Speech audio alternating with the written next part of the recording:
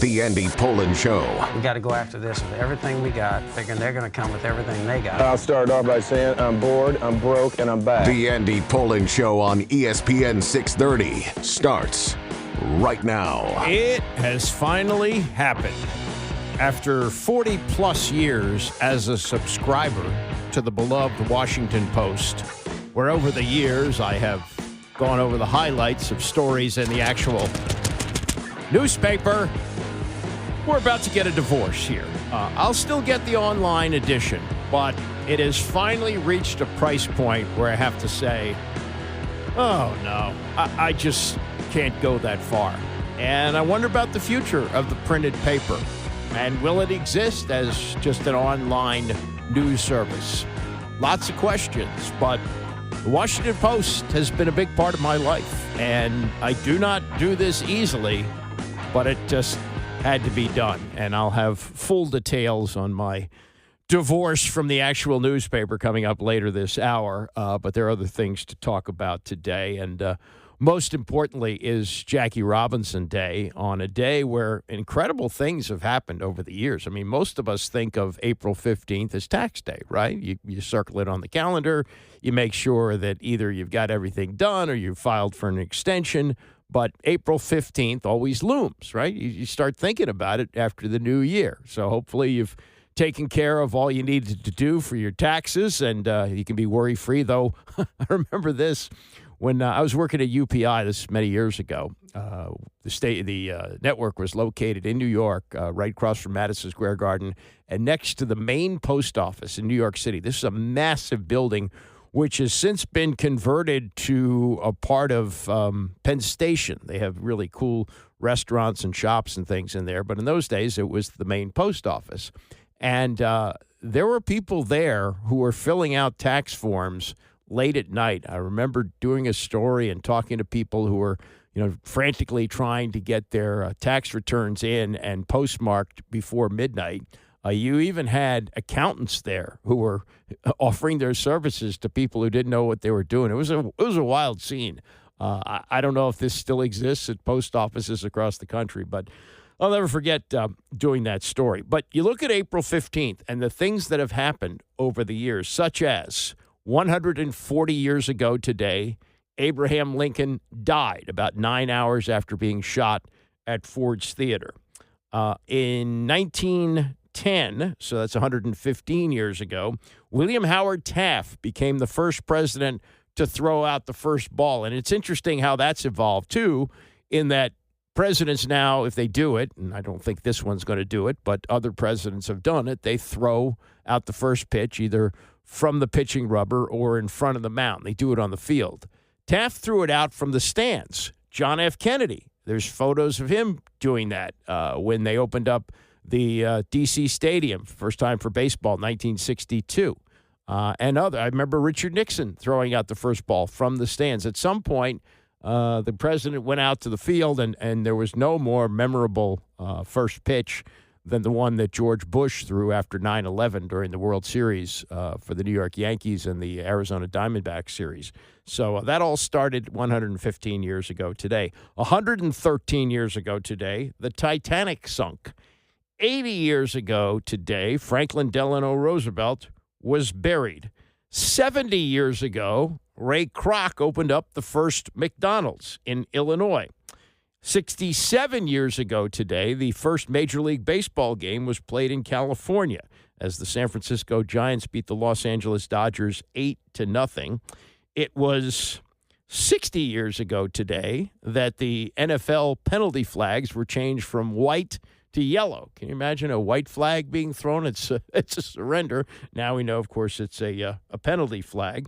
And it was 44 years ago today that Janet Cook, who had won a Pulitzer Prize with the Washington Post about a story about, I believe, an 8-year-old heroin addict, and she, on this day, 44 years ago, admitted that she had made the whole thing up.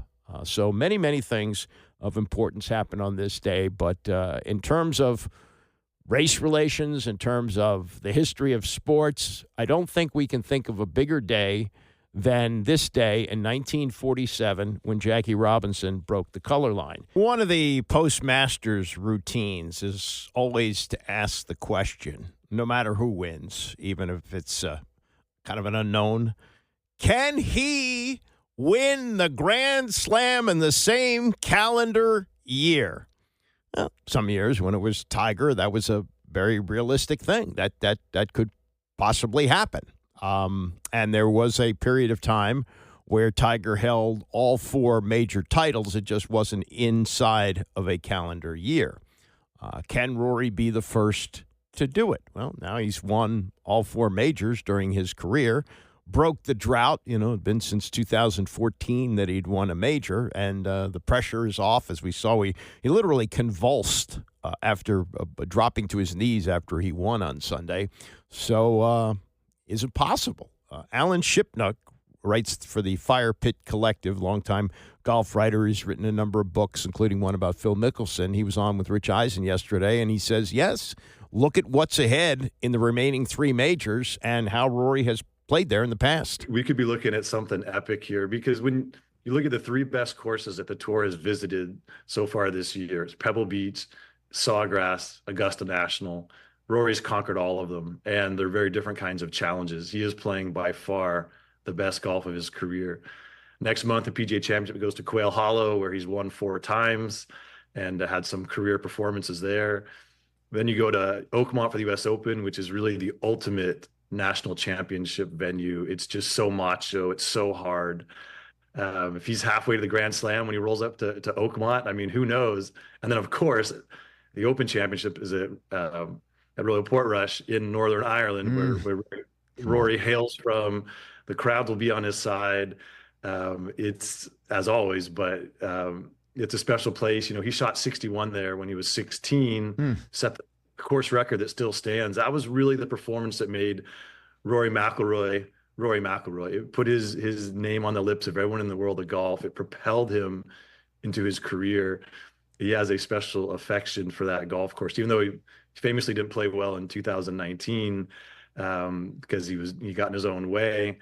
You got to take it one step at a time. But if Rory can take care of business at Quail Hollow, this summer is really turbocharged, and it could be a great ride for all of us. So, me asking you what the possible expectations for Rory McIlroy now that he has completed the career Grand Slam, and your answer is he can actually have a Grand Slam in one single calendar year. So no expectations at all, Alan. Did I read that correctly? You don't have any expectations?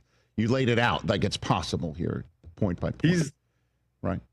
You also look at the other top players in the world have not really been performing this year. Scotty hasn't won. Morikawa's been there and lost a few leads. Justin Thomas is in the abyss. Jordan Spieth is playing a little better, but he's won twice in 7 years. You go on down the list, there's not a lot of top players who are really playing their best. It's just that was the storyline coming to this Masters, was that this is the moment for Rory. He delivered. So now can he carry that forward? I mean, clearly his game travels. He won at Pebble Beach this year. I was there and I asked him about it, and he said, I'm finally a complete player. I can play in any conditions. I can play in the wind. I can hit it high. I can hit it low. He said, and I said, finally, you're finally? He said, yeah, it's been a process, but he's worked diligently on a lot of aspects of his game. And you saw, things obviously on the 15th hole, I'm sorry, the 13th hole, it didn't happen, but Rory's wedge play and his short iron play for basic 3.5 rounds at Augusta was the best it's ever been. And he was a guy who only had a fastball, right? Now he has a curveball, a slider, a changeup, a split finger. Like, he has added so much to his repertoire.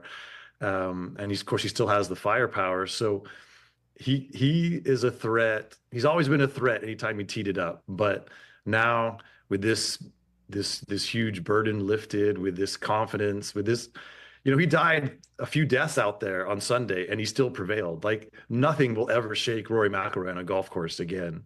There is no situation that's too big for him. He will never feel the kind of pressure he felt yesterday. And so, yeah, it's tantalizing to think what he can do from here. Are you sure? That's Alan Shipnuck of the Fire Pit Collective, a longtime golf writer, knows the game, knows the players. But just because he recovered well enough to win that playoff hole on Sunday, does that mean that he's totally shaken whatever was causing him to choke in big moments? I don't know about that. I'm not sure, and doubt will always creep back in. It's not like you've slayed the dragon forever, but I have to take his word for it. He knows more about golf than I'll ever know. Tony and Mike, also big golf guys, tackled this yesterday. And what do we make now of Rory McIlroy? Next month's PGA Championship is at Quail Hollow, a course on which Rory has won 4 times already. The U.S. Open is at Oakmont, and it demands quality off the tee, but that's Rory's strength. Yeah. And the British Open is at Royal Portrush in Northern Ireland, where Mr. McIlroy set the course record of 61 when he was 16. So, Tony, does this Masters win alter your expectations for Rory going forward? So let me just set the scene first. Rory is now a golf immortal. He has joined Jack Nicklaus, Tiger Woods, Ben Hogan, Gary Player, and Gene Sarazen as the only people ever to win all 4 majors. Arnold Palmer didn't win all 4, and he's one of the greatest players of all time. So Rory doesn't have to win anymore. He's already on the big wall. Having said that, I think he's going to win multiple majors. He reminds me now of where Phil Mickelson was when Phil Mickelson at age 33 won his first major, a Masters, and then won 5 after that. Rory's 35. They're in the same basic age bracket. Mike, I think he's going to win 2 more Masters because that's the tournament where older guys win it because it's a smaller field and they can keep up with it. Quail Hollow on the tour all the time, won there 4 times, has 9 top 10s. Oakmont, no trees, bomb it, and he can do that. Royal Portrush, they had an Open there. He didn't even make the cut. Terribly embarrassing, I think, and made him feel terrible. But if the demons are gone, Mike, I think, honestly, that he can win some of these. I think he can win some more majors. Now, look, Oberg is there, and Hovland is there, and Scheffler is there, and Schauffele is there, but Rory's not ancient. Rory, in the 10 or 11 years where he didn't win a major, Rory was competitive. It's not like Jordan Spieth or Dustin Johnson where you say, where are they? So, yeah, I think he can win multiple. I think he'll win a lot. I'm going to go back to 2000 in Chicago, Tony, when Tiger Woods, coming off having won 1 major in 97, actually it was in 99 at Medina. 99, I was covering 99. I'm covering my first major championship for the Washington Post as a columnist. And I was a little nervous about what I was going to say. And I called a sage mentor, an Anthony Kornheiser, who was probably napping at home earlier because Tiger, he beat Sergio that day, but then it was over. And what I wanted to write, because what I felt was Tiger's going to go crazy now. This frees him. Winning the one that took off the pressure, which was the second one, freed up Tiger. And he wound up winning 6 of the next 12 major championships. Yeah. So I got that one right, and I feel I'm going to get this one right. I feel Rory is now freed, and there's no pressure because he's got this career thing That's the done, right word. And he is going to go wild, and he may win, 4 of the next 10. I just think his game is that good. And when you hear people say he's the best of our generation, they say it with admiration. Now he can go for it, and I think he will. There's a certain amount of limit. I mean, he'll be competitive into his early 40s, but that's 5, 6, 7 years. Yeah, he's got time. He can win him. He can win him. Yeah. Well, again, I don't quite understand this. That just because it happened for him on Sunday doesn't mean he's standing over a 6-foot putt again and can't make it, and then gets into a playoff or doesn't even get to the playoff, blows up again. What we saw on Sunday was a really bad round of golf followed up by a great playoff hole because he had multiple chances to win it and he had multiple chances to blow it. He's the only player in the history of the Masters to have 4 double bogeys during the course of the week and on Sunday to have 2 double bogeys and win. Who's to say those things don't pop up again? I mean, what these golf guys are counting on is, once he got it out of the way, everything's off his shoulders. He can play free and he can win. Yeah, it worked for Tiger Woods. Will it work for Rory McIlroy? I don't know. I root for him. I think it's great that golf has somebody that casual fans like me can attach to. I mean, I was a Tiger guy. That was great. I loved Sunday afternoons in the spring and in the summer watching Tiger Woods in a red shirt wrap up a major, then watching 60 Minutes and eating Chinese food. I like that. And if Rory's going to be that guy, okay, he's easy to root for. He was very good in the news conferences afterwards, very open. Definitely a likable person, I would think. And at 35, yeah, he can continue to win. He may have, 6 or 7, as Tony says, good years left. And the Masters is a tournament that you can win at an older age, as Jack Nicklaus did at the age of 46, as Tiger Woods did. Was he 43 or 44 when he won back in 2019? I think he's almost 40 now, almost 50 now. So, yeah, I mean, it could work for him. But just to count on it, just because he exercised the demons, I don't know if that's necessarily the case. A couple of NBA things. Steve Kerr, now that we've wrapped up the season, played all 82 games. The Golden State Warriors are at home tonight against Memphis in the play-in tournament.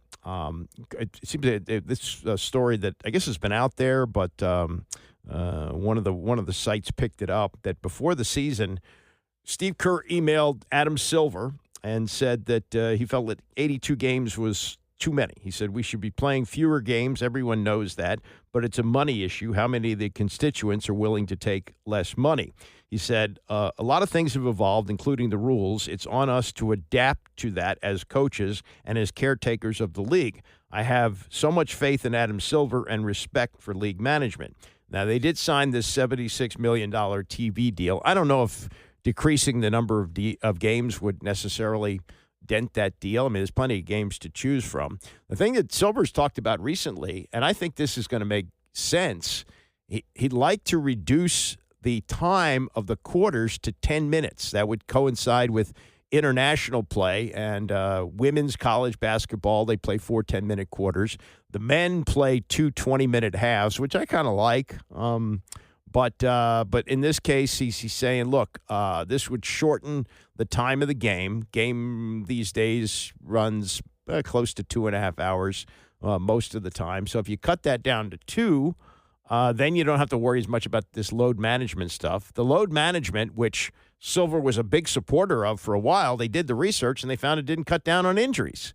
You still got the same guys who don't play for whatever reason it is, whether it's Zion Williamson because he's never in shape, whether it's Paul George because he's always hurt. They're just too many guys, too many stars that aren't playing. So if you shorten the games to 40 minutes instead of 48, what does that do? Now, one of the things they're talking about that if they do this, well, what about the records? Well, the records to me are 2. There's 2 records of significance. One is Wilt Chamberlain, 100 points in a game, and the other is Wilt Chamberlain, 48 minutes plus on the floor. Well, you know that nobody's ever going to score 100. Kobe got to 81 with the three-point shot. I guess it's conceivable, but not likely. Because, I mean, when you think about 81 versus 100, the difference between 81 and 100 is a really good game. You score 19 points in a game, you played a really good game. So Kobe, on top of the 81 that he had against Toronto, would have to add another 19 points, and he didn't do that. Wilt Chamberlain got to 100 with no three-point line. So there's that. And the 48-minute plus, okay, nobody's going to do that again anyway, so don't worry about it. The rest of them, we know LeBron is the all-time leading scorer. Do we know how many points he scored? No. I know it's a lot, right? But it doesn't matter. It's not like baseball where we talk about, well, the home run number is up for debate, whether it's 762 for Bonds or, in my case, I believe it's 755 for Aaron. Pete Rose, did he break the hit record? Yes, he did. Is it recognized? Yes, it is. Is he in the Hall of Fame? No, he's not. So there's a lot of those things swirling around baseball too, even as number obsessed as it is, and it's the only sport that is. We know that Emmitt Smith is the all-time leading rusher. Do you know how many yards he had? No. Jerry Rice, all-time leading receiver, somewhere around 1,500 plus. I don't know. So I don't think these records are going to be that important, and the hardships that players endured to win championships. Well, I mean, look, that's totally different. They played on courts that were on cement. They wore shoes that like young girls wear for fashion now. The Chuck Taylor high tops. They didn't give you much cushioning there, and these big guys traveled commercially. They were squeezing their bodies into these small, seats, even in first class. Now you got the team planes that have couches and everything, and they fly charter. They're not waiting around airports and waiting for flights to take off unless in case there's weather delays or something like that. So it's a lot different now. So I'd throw all of it out. I would do what Adam Silver says. And another thing they could do, this would be helpful too, that you start the games at 7:30 instead of 7 o'clock. Easier for people to get there. And if it lasts 2 hours, you're still out at the same time, like 9:30. And the other basketball story, and we could see the season end for Ja Morant and Memphis tonight when they play at Golden State in the play-in. Morant is one of those guys. He's a guy who's like challenging you all the time. Like Gilbert Arenas, the nonsense that he did, pantomiming the guns after he got caught bringing guns in the locker room. That was Gilbert, trying to be funny and try to, think, I'm funnier than everybody else. Ja Morant is just doing this to be as petulant as he possibly can. And a very good column by Candace Buckner over the weekend about this. And that Morant has been fined for pantomiming, shooting a rifle. It was a $75,000 fine. Big deal. Should have been suspended. He's been suspended twice for showing real guns, once at a nightclub and once in an Instagram video that he put out. And she writes, Morant knows the truth about playing in Adam Silver's NBA. If you're a star player and you want to fully commit to your self-created villain act, then the association will shudder, then shrug. Right. That's true. And talks about, how he has this talent and how he could become the face of the league one day. And she says, commissioners don't throw away guys such as Morant. They help them. And Silver provided Morant a safe landing for his return and redemption. And what it has only done is emboldened Morant. He now sees himself as a victim because the billion-dollar corporation that employs him has had to serve to gently suggest that he grow up. And he's been defiant about that. He's now done the hand grenade pantomimes. Well, they find me for that, I'll do something else. He said, I don't care no more. This is before they fined him $75,000. I've pretty much been a villain for 2 years now. Okay, yeah, you have. Are you proud of that?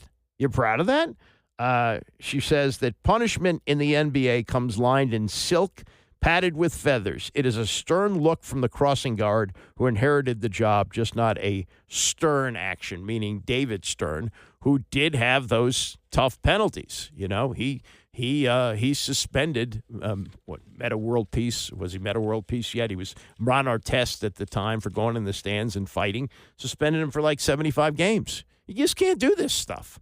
And I guess Morant is going to find out the hard way, or maybe he won't. Maybe Adam Silver is going to continue to let him slide on these things, and he's telling you, I'm not going to change. I'm okay doing this. So I grew up in a house where my mother was somewhat of a news junkie, and she loved to read the paper. She listened to the radio. I'm sure that had an enormous influence on me.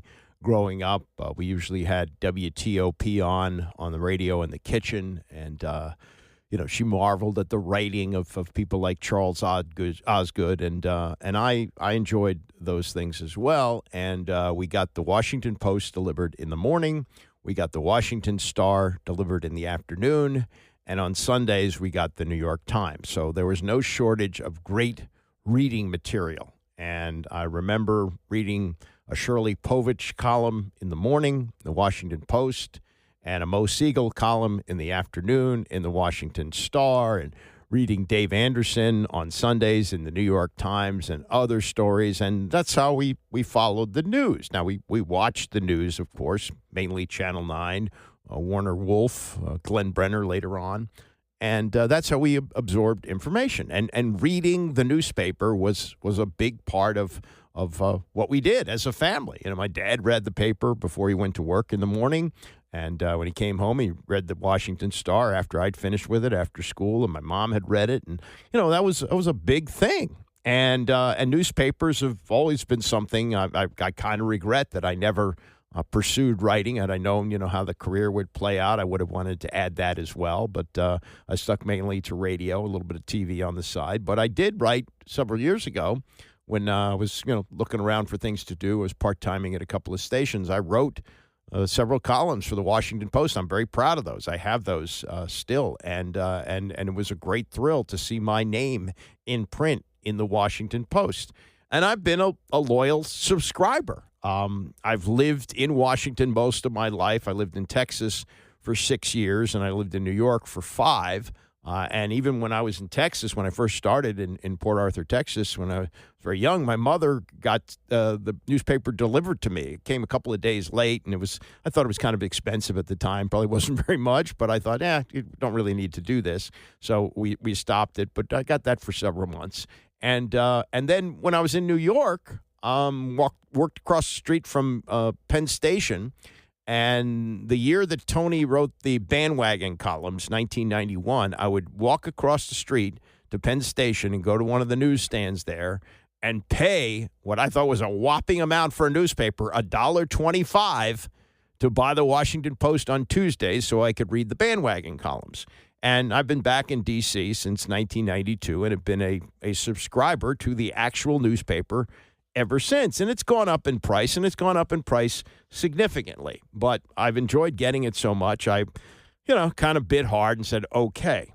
But here's what has happened to the Washington Post in terms of a price point. And I got my latest bill about a month ago. March 9th is the date on it. And it says, thank you for being a loyal subscriber. Please note that this notice reflects a rate increase. Oh, yeah, it reflects a rate increase.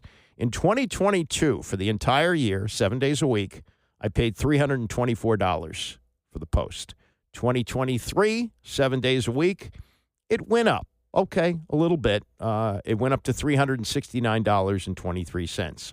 Last year, it broke the 4 barrier, $407.16. So it went up basically about $80 in the course of 3 years. Now, if I were to renew the paper with the discount, they're telling me I get a massive discount as being a loyal subscriber. They're giving me a discount, they say, of $494. You say, wait a minute, didn't you pay $407 last year? How can they give you a discount of $494? They're telling me in order to get the Post delivered 7 days a week, as I have for all these years, 30 years plus, it's now going to cost $522.88. But that is a bargain for you because the usual daily delivery price is $988. Who is going to pay close to $1,000 a year to have a newspaper delivered? Not I. Nor am I willing to pay $522.88. Okay, so I went through, I got the advice, tell them you're going to cancel and they'll give you a big discount. I tried all those things. The guy who answered the phone had some type of card that he had to read about, how I was getting the greatest in journalism, blah, blah, blah, blah, blah. I said, okay, I've seen online that you can get it just online access to the Post for $60 a year. Now, again, they called me a loyal subscriber in the bill, as I have been a loyal subscriber. 40 years plus. Sometimes I've been in Washington in between, Texas and New York. I have been a loyal subscriber to the Washington Post. So I say, well, I would like to get the $60 online rate. No, I can't get that, because that's only an introductory rate for new subscribers. By being a loyal subscriber, as they call me on the bill, a loyal subscriber, I have to pay the loyal subscriber rate, which is $170 a year. It's $170 a year. It is almost 3 times the introductory rate, which does not seem fair. And it's almost like they're saying to me, well, you're addicted. Sorry, you're going to pay. For the others, we're going to give you the free heroin dose for free at the beginning to get you hooked, and then we're going to hit you for a much higher rate. I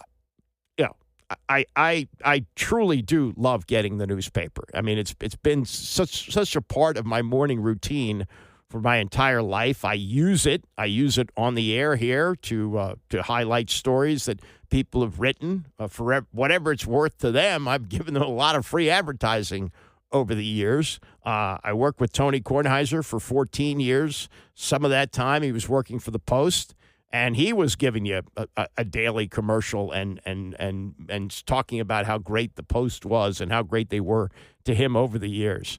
And yet they say to, again, loyal subscribers, oh, I'm sorry, you're going to have to pay nearly 3 times the rate that new subscribers pay. I don't even know if they have an introductory rate for the actual newspaper anymore. But what's the future of this? I mean, how many people can conceivably justify, and I can afford the $522. I can handle that. But how many people can justify paying that, much less $988 a year?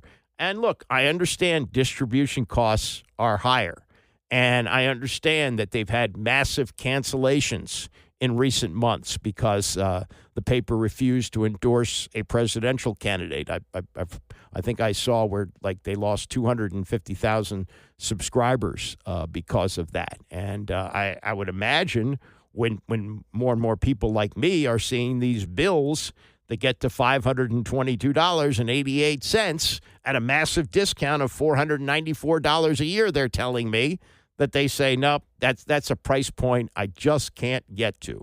And it's not that I can't afford it, but it just seems obscene. It just seems crazy for someone who, when I didn't get the paper, could go to a 7-Eleven or even this, a newspaper box. You don't see newspaper boxes anymore. Why? Do you know what the price of the Post is if you buy it, say, at a 7-Eleven or a convenience store? It's $4 for weekdays, $6 on Sunday. So even if you wanted to buy it from a newspaper box, who the hell has $4 worth of quarters in his pocket? Nobody. And so that's eliminated the distribution as well. And look, I have friends that work there, and I have enjoyed relationships with people who have made careers at the Washington Post. And what can possibly be the future of this when you see a bill like this and you go, whoa, that's for newspapers? That's for an item that used to be able to go, well, we really didn't have, I guess we do downtown, but in New York, they're all over the place, newsstands where people would just walk up. They would pick up a copy of the New York Post or the New York Times or whatever it was and put down, whether it was, 25 cents or maybe the Times had gone up to 50 cents. You put down 2 quarters and you just walk away. Well, now it's like, you got to have a layaway plan for a freaking newspaper. And it's a sad day for me. It really is. I will miss going out to the curb every morning and picking up the actual newspaper, but there comes a time where you just have to say enough is enough. And even with a discount of $494, $522.88 is too much. As the line from Roberto Duran goes, no mas, no mas. Coming up, more on Jackie Robinson Day, an interview that Jackie did not long before his death with Dick Cavett. We'll play some of that. And also what's going on with the New Orleans Saints and why is Shedeur Sanders not attending the draft? That and more as we continue. It's the Andy Pollin Show, ESPN 630. It is April 15th. Have you done your taxes? Hopefully you have, or filed for an extension. Big day. It's also a big day in baseball. Jackie Robinson Day. Every player in the major leagues will wear number 42. How's that going over in the White House where all the DEI initiatives are under attack? We'll get to that and more as we continue. Also, we're getting closer to the NFL draft. 1 week from Thursday, it gets underway in Green Bay. And I guess the biggest lightning rod player right now would be Shedeur Sanders.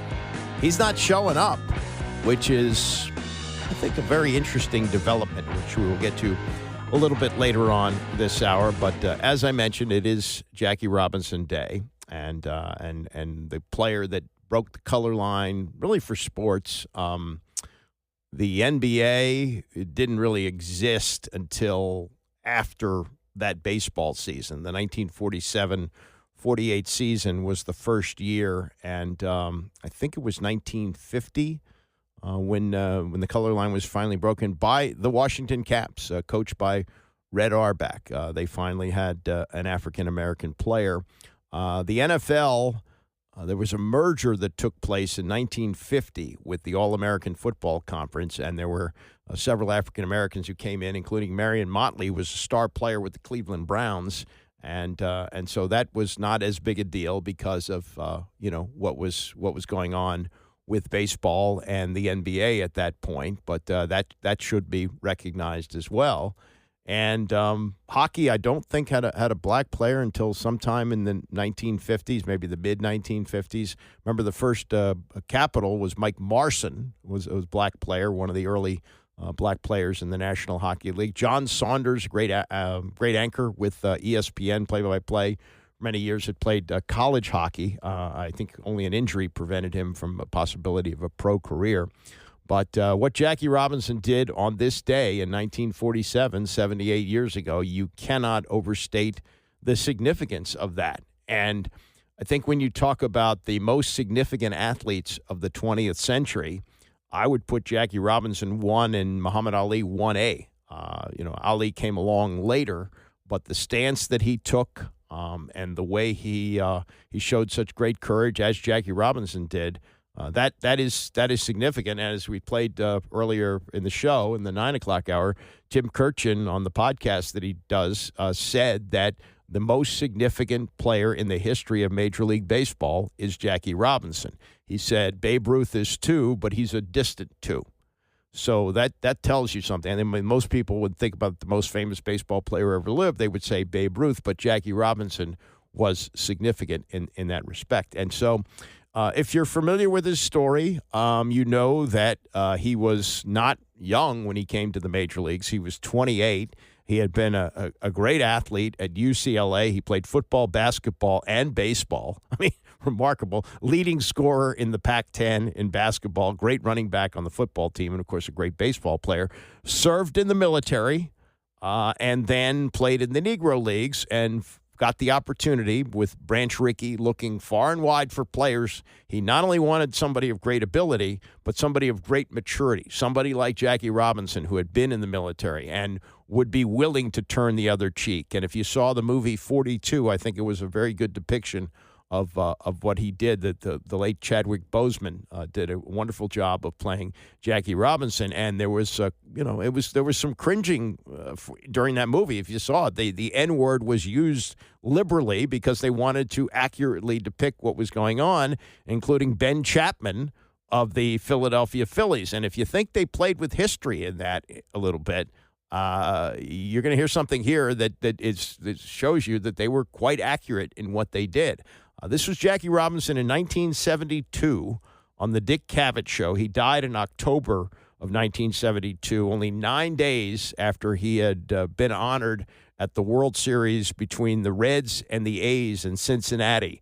And at the end of his speech, he said, I'll realize that we've come a long way when I finally see a black manager. And it wasn't until 3 years later that Frank Robinson became the first black manager with the Cleveland Indians. But this interview that took place in 1972 with Dick Cavett and Jackie Robinson, he lays out what he went through. And Cavett said, was there ever a point where you felt like this might be a failed mission? Well, there were times certainly when we thought it wouldn't work, but with the numbers of people that helped, we certainly thought that things would go as they have now, and even a lot further in terms of the front office and the managerial role and that kind of thing. But certainly baseball has grown considerably, and we're quite proud of the role that we played in it. It's incredible now to think of a sport that big that was all non-black. Yes. I mean, so many black stars in baseball now. Well, you can't even count them today. It's amazing to me. I keep reading about certain ball players, and one day I look on television, and he's black. There's no longer a mention of Joe Blow, Negro ball player, this kind of thing, which is as it should be. I think they should be judged solely on their abilities out there, and the race shouldn't have anything to do with it. But they always used to, of course, they mentioned it for several years. It was like, and in this corner, and a credit to his race on radio, they always used to say that, and that way you knew. Right. No white man was ever a credit to his race on radio. It was always, always black. There must have been tough times. Well, obviously there must have been tough times, but I often wonder how you got what temper you have to have under control at the time. So weren't things yelled at you? And oh, there were a number of things, but I worked for a great guy. I don't think anybody could have done the job had it not been for Mr. Rickey. He was constantly advising and guiding, and I had so much confidence in him. I would have jumped off the bridge if he told me to do it. That's how much I believed in him. And he was a man that was sincere and dedicated and willing to lend that helping hand that's so needed today in terms of the problems that we face in everyday life. Not enough people are willing to do as Mr. Rickey did. What advice did he give you, though, about when you get out there and somebody's going to yell? Well, what was yelled at you? What kind of things? Well, you name them in terms of race, and they were yelled. Everything, it was quite vicious. I think it's Philadelphia Phillies, with Ben Chapman, was perhaps the most vicious of any of the people in terms of name-calling. The team members? Some members of the team, but there was a fellow by the name of Lee Hanley on that ball club that came down to first base when I was there and apologized for the Phillies. He just says, I just want you to know all of us don't feel that way, but it's been led by the manager, and many of the guys are doing it simply because of instructions, I would have to imagine. But it did give me a good feeling to know that in spite of what was coming out of the Philly dugout, one guy would come down and say he's awfully sorry.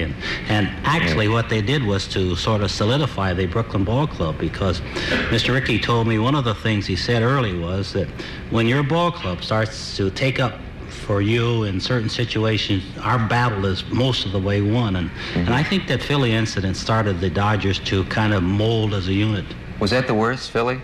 Yes, yeah. Philly was the worst. Ben Chapman was quite vicious. He wasn't only vicious as far as black people are concerned. I think he was anti-everything. So but where is he today? God only knows.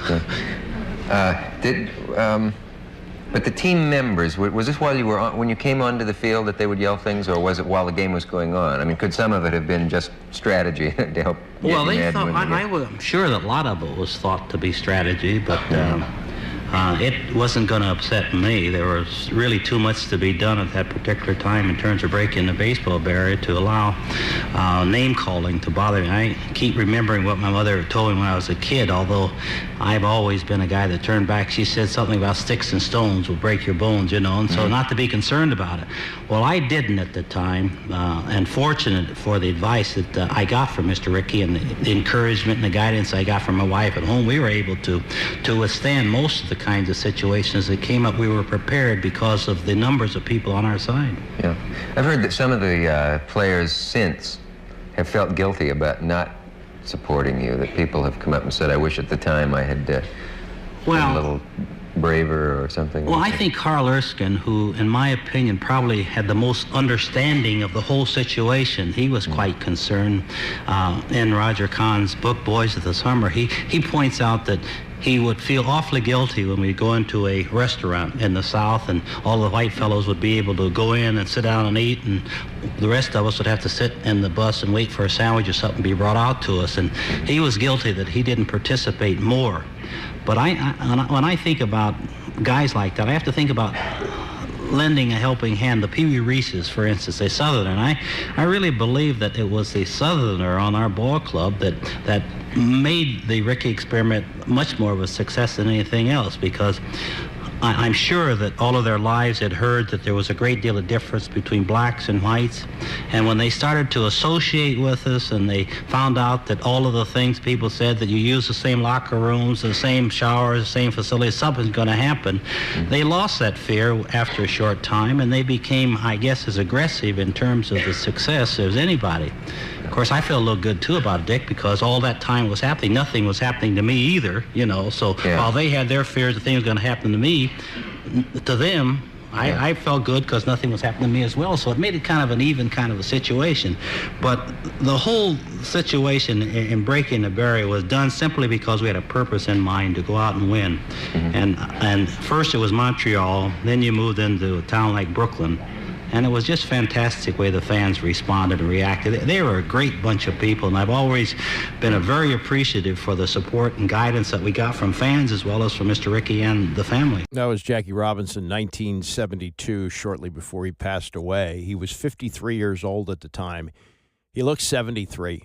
His hair was white. His eyesight was fading. He was suffering from diabetes, and I'm sure that what he had to endure probably, played an effect on his lifespan. His widow is still alive. She's over 100. But Jackie Robinson died a very young man at the age of 53, and that's probably as good an interview as you're going to find about him telling his story of breaking the color line 78 years ago today. Buck O'Neil was a teammate of his in the minor leagues. He was on Letterman some years ago. I think Buck O'Neill's been dead for about 10 or 15 years. But this was about Jackie Robinson and what he experienced with him as a teammate in the Negro Leagues. Jackie was so different than we were because we were acclimated to segregation. But not Jackie. Jackie came to the Monarchs in 1945. We'd been going to a filling station in Oklahoma for 20 years, the Monarchs. We'd never gone to the restroom because on the door it said for white men only. So Jack is there, and we played that night in this town, and the next day we go to the filling station to get some gas. The man put the hose in the tank, said, "Oh, you boys were wonderful as usual. They filled the park up. Good to see you." Jackie got off the bus, started walking to the restroom. He said, "Boy, where you going?" He said, "I'm going to the restroom." He said, "Boy, you know you can't go to that restroom." Jackie said, "Take the hose out the tank." Now the man thought then, because we got a 50-gallon tank on this side. We got a 50-gallon tank on that other side. He's not going to sell that much gas, to one customer until we got back there again. You know what he said? "You boys can go to the restroom, but don't stay long." Comes down to economics a lot of times, doesn't it? Of course. But the gist of that story is this. From that day on, we never got gas at the station. We couldn't go to the restroom. Yeah. We never played in a town that they didn't have a place for us to stay and to eat. Jackie said, "Listen, you're playing, you're making money for these people. This is a capitalistic society. You don't have to take these things." Thank you, Jackie.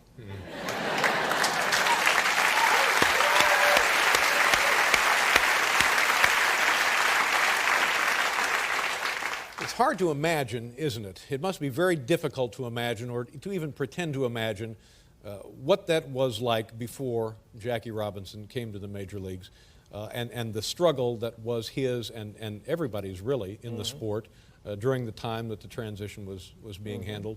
But I guess we'll never see anything like that again, thank God. See, when Branch Rickey signed Jackie Robinson to that contract, that was the beginning of the modern-day civil rights movement. That was before Brown versus Topeka. Martin Luther King was a sophomore at Morehouse at the time. Miss Rosa Parks hadn't, decided not to get off that bus. That was the beginning of the modern-day civil rights movement. And as a man who was making his living playing ball in the Negro Leagues at the time, did you think that was being done the right way? Were you happy? Were you pleased with how that was being facilitated? Did that satisfy you more or less? Oh, yes. Oh, man, it made all of us feel good because, listen, when Rube Foster organized the Negro Leagues in 1920, he was thinking during that period that the American League would take a black team, and the National League would take a black team. This is what he was thinking. He was thinking this in 1920. So now it's finally happening in 1947. Yeah. But hallelujah, it's finally happened. That's Buck O'Neil a long time ago on the David Letterman show. Buck O'Neil keeping alive the legacy of the Negro Leagues. He was a very prominent figure for many, many years after the Negro Leagues folded. And as he said, when they were started in 1920s by Rube Foster, it was hoped that a team would actually go into Major League Baseball, and that never happened. And if you go back and look at some of the history of this, there were stories written in the 1930s by people like Shirley Povich and others. Sam Lacey wrote for the Afro-American newspaper in Baltimore, and there was a push long before Branch Rickey finally went ahead with what he did in getting Jackie Robinson to the major leagues, but it just never happened. And you think of teams here in Washington, it was crazy. We had the Homestead Grays. That was a Negro League team that was based in Pittsburgh, but they played a lot of games at Griffith Stadium. I remember talking to my dad about he went to some games there, and they played for mostly a black audience, but they had players who could be in the major leagues, and it was just accepted that wasn't happening until 1947. And, to think that I was born in 1958.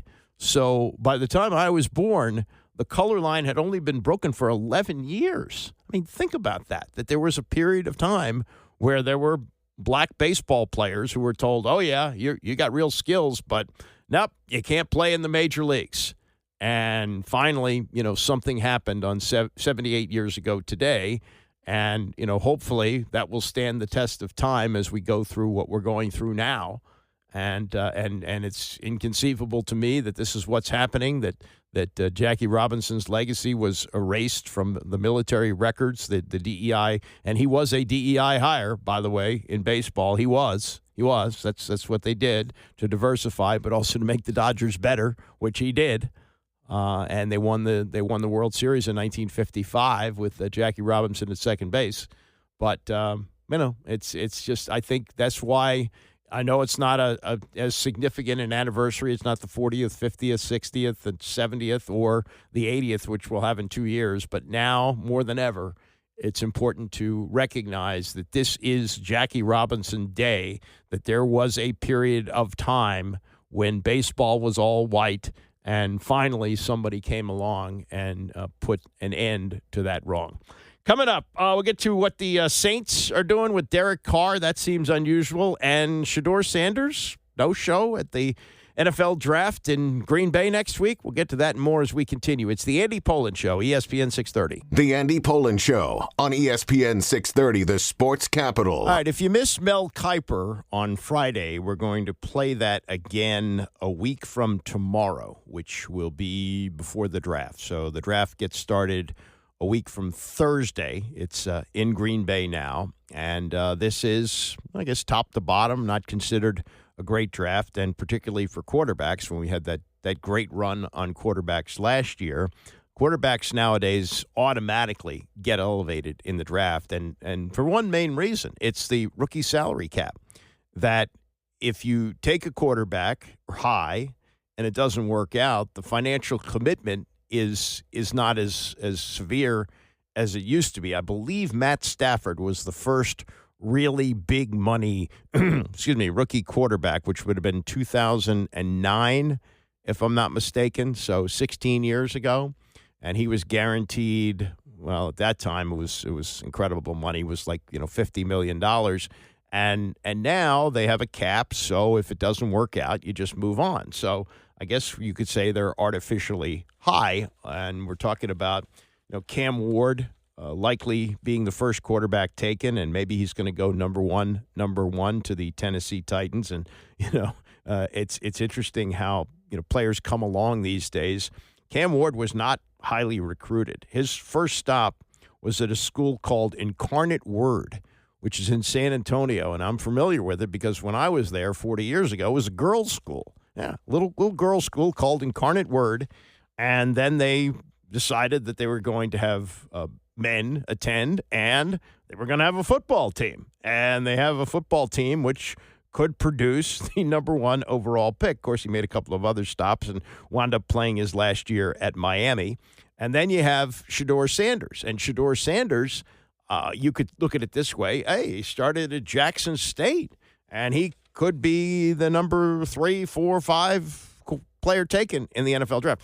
Extenuating circumstances there because his entire football career has been playing for his dad, Deion Sanders. They had a high school that was, I believe, in the Dallas area. Then they move as a group, as a family, to Jackson State, where Deion takes over. And then he plays his last 2 years at Colorado, where Deion is the coach. So it's a little bit different. But Deion is not going to be at the draft. Shedeur is not going to be at the draft. They are going to have Ward there, the projected number 1 pick. Also, Ole Miss's Jackson Dart, who may or may not go in the first round. Jalen Milroe, who is not being talked about as a first-rounder until recently. There must be information from the league, because I don't think the league would have him there and go through the embarrassment of watching him sit around the green room for the entire night, not being picked, as has happened in the past. But he's going to be there, so you're going to have those 3 quarterbacks there. But Shedeur Sanders is not going to attend. Now, it doesn't mean that he won't be taken in the first round, and there's no requirement that you attend the draft if you're projected high. But his teammate, Travis Hunter, who could go to the Giants high, he's going to be there. Other prominent names that are going to be there: Abdul Carter, the great defensive end from Penn State, who's expected to be the next great pass rusher in the league. Boise State running back Ashton Jeanty. There was a period of time where Mel Kiper said, "Don't never pick a running back in the first round." That's changing. LSU offensive tackle Will Campbell and Michigan defensive tackle Mason Graham, all 4 expected to go in the top 10.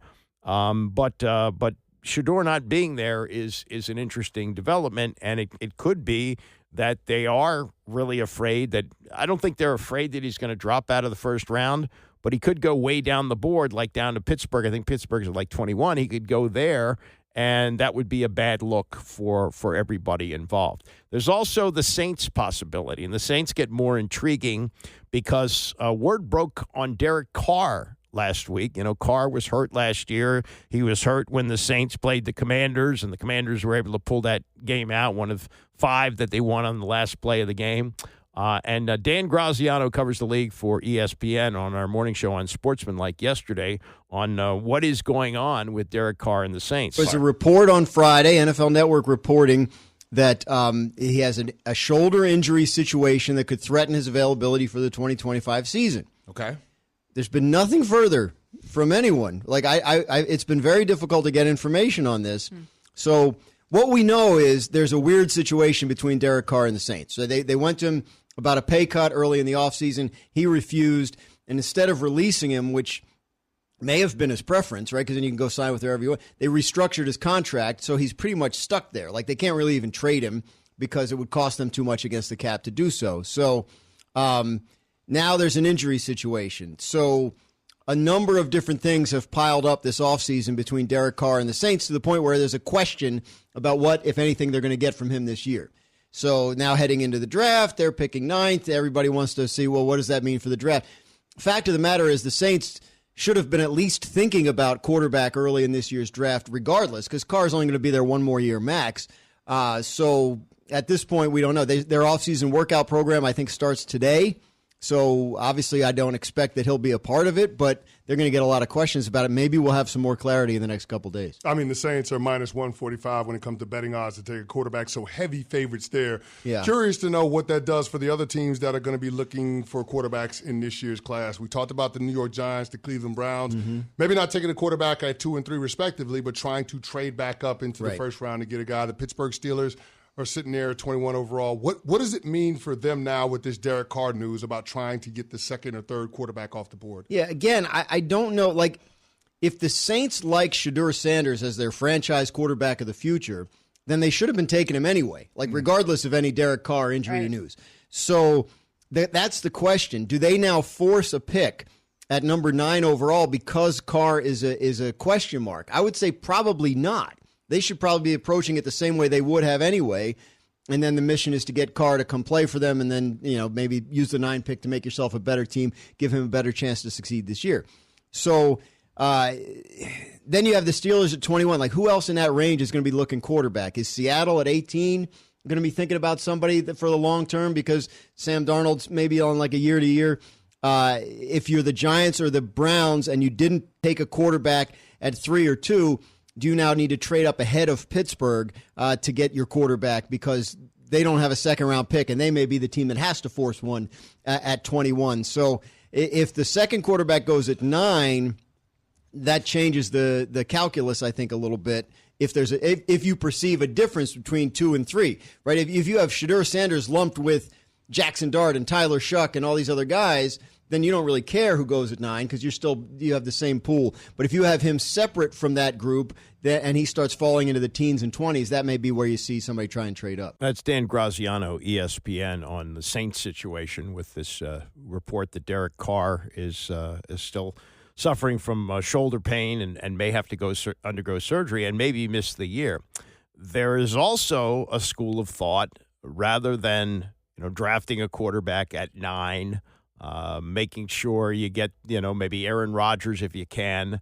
What about the idea of tanking for Arch, as in Arch Manning? This is Graziano on that. The only quarterback the Saints have ever drafted in the first round is Arch Manning's grandfather in 1971. Wow. So, yeah, maybe. Who knows? I think that's an interesting point, right? Like, are the Saints going to expect to be a good team? Like, that's what I'm talking about with Aaron Rodgers and why it might not be an appealing destination for him. But, yeah, I mean, Derek Carr, you go back to like the second week of March ahead of free agency, there was a lot of questions about was he going to get released because the contract, and then they kind of surprised everybody by backing down and restructuring him when he was refusing the pay cut. So and he doesn't have to agree to that, right? That can be done without his agreement? Correct. Okay. In a lot of these contracts, yes, they have automatic conversion rights, and my understanding is that the Saints acted on that, yes. So, Graz, Friday. Yeah, I wish I knew more. You're saying presents the muddy picture that we need to. A muddy picture is exactly the right way to frame it. Okay. No question. So, what does this mean? Do you tank for Arch? One of the problems with doing that is you don't know if Arch is going to come out of school. He's got 3 years of college eligibility left.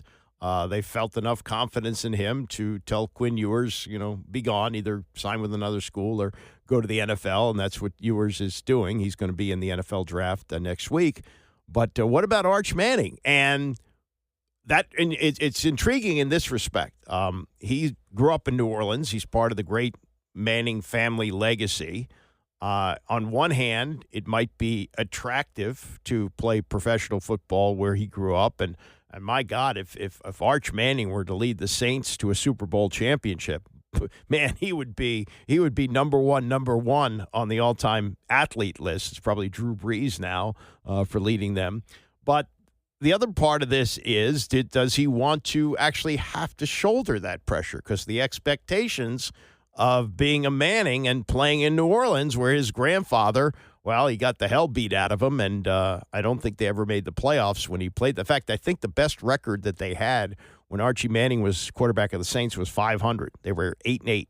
That was their best record when Archie played there. The interesting thing about Archie Manning and the Saints and the role of the roulette wheel, how this works out. He was the number 2 pick of the 1971 draft. In the 71 draft, the number 1 pick was Jim Plunkett, and number 2 was Archie Manning. If Tom Dempsey, this was 1970, so this is the end of the 70 season, and this stood for years and years and years. The Saints were playing the Detroit Lions. It was an old Tulane stadium. It was the last play of the game. This is when the goalposts were up against the goal line. So the Saints tried a field goal from, their own 37-yard line. They weren't even at their own 40-yard line, and they figured, what the hell, last play of the game. Tom Dempsey, if you've ever seen pictures of him or are familiar with him, he was born with a birth defect in which he didn't have any toes on his right foot, so he had this specially made shoe that would enable him, some felt, somewhat of an advantage in kicking field goals, though, he was good, but not Hall of Fame worthy throughout his career. But that stood forever. That stood for decades, that he kicked this 63-yard field goal. They beat the Detroit Lions, which made them slightly better than the New England Patriots, and they took Jim Plunkett. If Archie Manning, who's a son of the South, that was also attractive to the Saints at the time because they weren't selling out their games. So Archie Manning, who played at Ole Miss, goes not too far away to the New Orleans Saints. How's that different? I guess Plunkett winds up, I would think, Plunkett winds up with the Saints. and what happens with Archie Manning as he may go to the Patriots? How does that all play out? And the Patriots were a bad team for a long, long time too, but not worse than the Saints, who were god-awful. And, Archie Manning played a decade of his career before they started keeping track of sacks. So he may have been among the most sacked quarterbacks of all time. And it prevented him from having a career that would rival his sons. He got one son in the Hall of Fame and another one who may get there someday in Eli Manning, and each of them has 2 Super Bowl championships, and Archie Manning never played in a playoff game. So it's all, a crazy what-if, type of story, but you think of Arch Manning playing for the Saints, and we're going to know a lot more about him this year, assuming he stays healthy and has the kind of year that everybody expects, and he's well prepared for that.